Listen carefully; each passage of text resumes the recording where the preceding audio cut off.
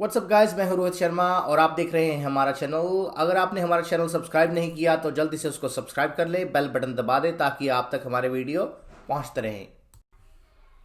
नमस्कार दोस्तों, तो इस वीडियो में हम बात करेंगे शनि महाराज की दूसरे घर में। जब कुंडली में शनि महाराज खाना नंबर 2 में पधारते हैं तो क्या फल होते हैं लाल किताब 1941 के अकॉर्डिंगली।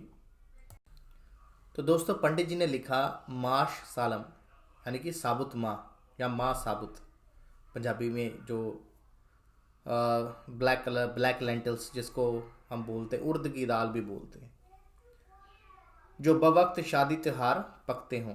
तो यानी कि मोस्टली शादी के त्यौहार में ये चीज़ें पकाई जाती हैं। तो आपको पता है हमारा एक अलग से वीडियो आता है जिस वीडियो में हम इसको डिटेल में डिकोड करने की कोशिश करते हैं, तो वो वीडियो देखना मत भूलिएगा। तो सीधा चलते हैं पंक्तियों पर।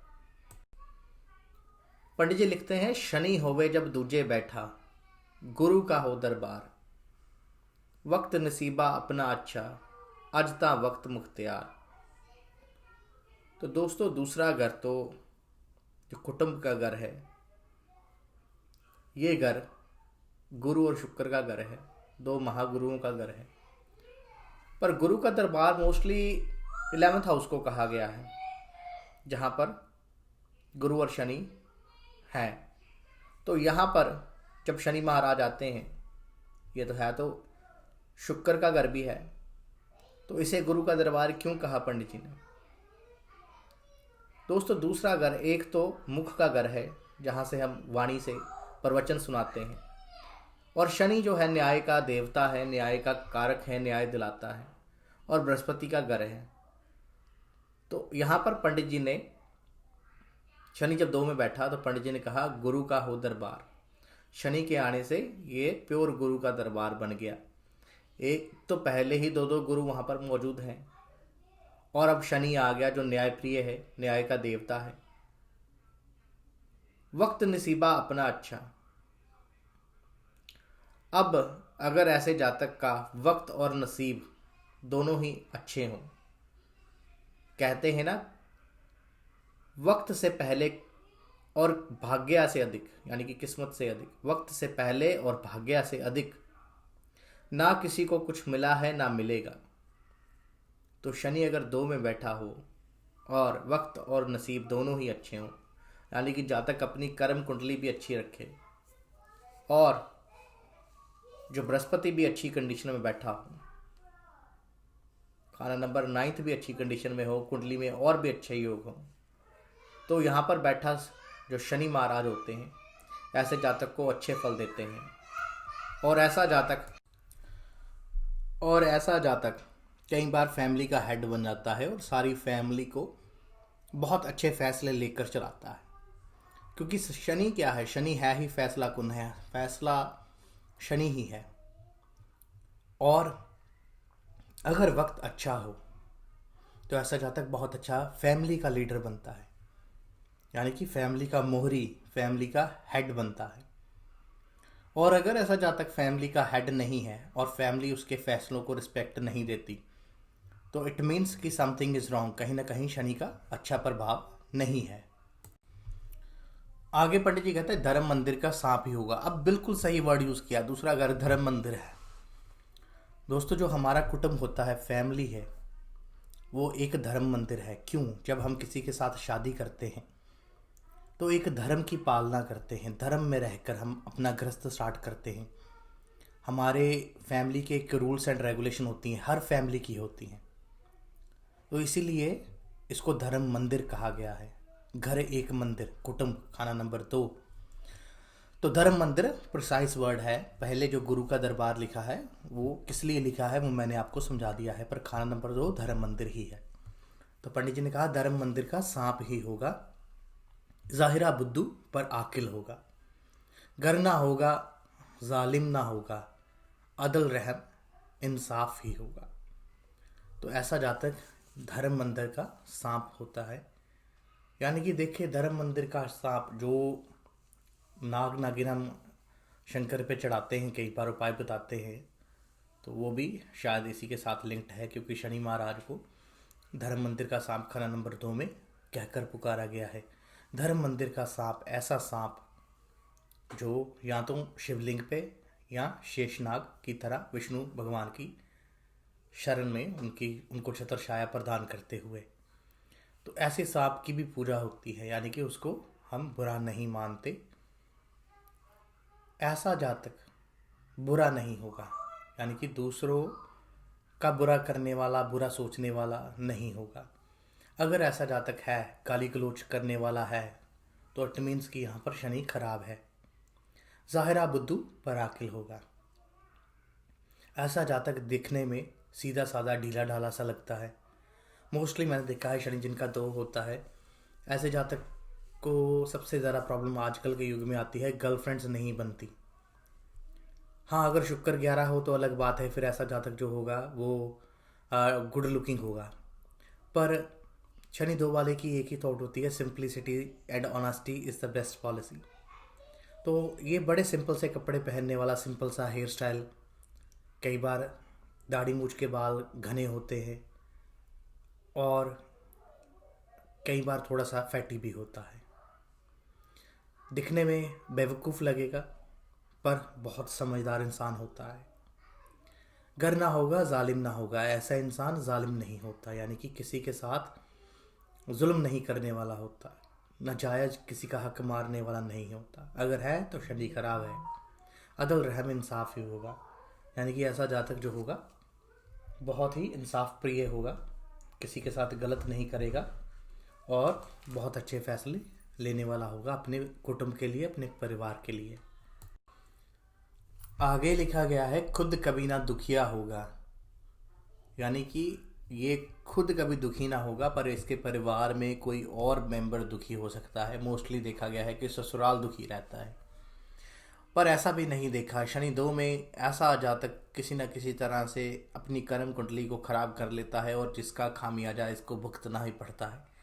और ऐसे जातक को सेहत के साथ रिलेटेड प्रॉब्लम, परेशानी, मानसिक परेशानी, चिंताएं लगी ही रहती हैं। पैसा ऐसे जातक के पास बचता नहीं है, जितना कमाता है उतना ही खर्च हो जाता है। चले हम वो चीज़ें दूसरे वीडियो में शेयर करेंगे। होगा जब तक सुखिया होगा, यानी कि ऐसा जातक पंडित जी ने कहा है कि सुखिया होगा, पर कब, किस कंडीशन पर, अगर ये जातक अच्छा सोचने वाला, अच्छा करने वाला और अच्छे फैसले लेने वाला हुआ, किसी का बुरा करने वाला ना हुआ, जालिम ना हुआ, खुद मरे ना किसी को मारे। तो जब तक किसी को मारेगा नहीं, किसी के बारे में गलत नहीं सोचेगा, तब तक इसके साथ ये चीज़ें नहीं होगी। यानी कि अगर ये दूसरों के साथ बदला लेने वाला, दूसरों का हक मारने वाला हुआ, दूसरों को के बारे में गलत सोच रखने वाला हुआ, तो ये कहें कि सबसे पहले यहाँ पर बैठे शनि महाराज कहते हैं ना, दूसरों के लिए खड्डा खोदो तो खुद आपके लिए खड्डा तैयार कहीं ना कहीं हुआ होता है। तो वो कंडीशन इस पर लागू हो जाएगी, घर मारे ससुराल ही मारे। तो ऐसे जातक का जो ससुराल होता है उसको प्रॉब्लम आती है, पर ये हमेशा नहीं होता। कुंडली में राहु की स्थिति भी देखनी ज़रूरी है। अगर राहु खराब हो, राहु खाना नंबर 12 में आ जाए, 8 में आ जाए, तो ऐसी कंडीशन होती है। या इसके ससुराल में कोई शनि का काम करता हो, तो जब जब इसके घर में कोई भी शनि की चीज़ आएगी, यहाँ तक कि मंगनी होने के बाद से ही ससुराल का डाउनफॉल स्टार्ट हो जाता है, प्रॉब्लम्स आ जाती हैं ससुराल में। तो ये सारी चीज़ें देखनी पड़ती हैं। ओवरऑल ये जस्ट एक समरी की तरह है। दूध पिलावे सबको तारे, दुश्मन इनके सब ही मारे।